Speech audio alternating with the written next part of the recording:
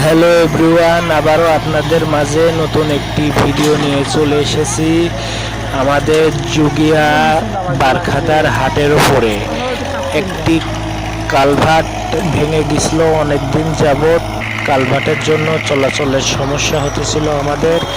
অনেক দিন পরে কালভার্টের কাম শুরু হয়েছে, বেকু দিয়ে কালভার্টের কাজ করছে। আপনারা দেখুন, যে যেখান থেকে দেখছেন ভিডিওটা শেয়ার করে দিবেন এরকম নতুন নতুন ভিডিও পাওয়ার জন্য।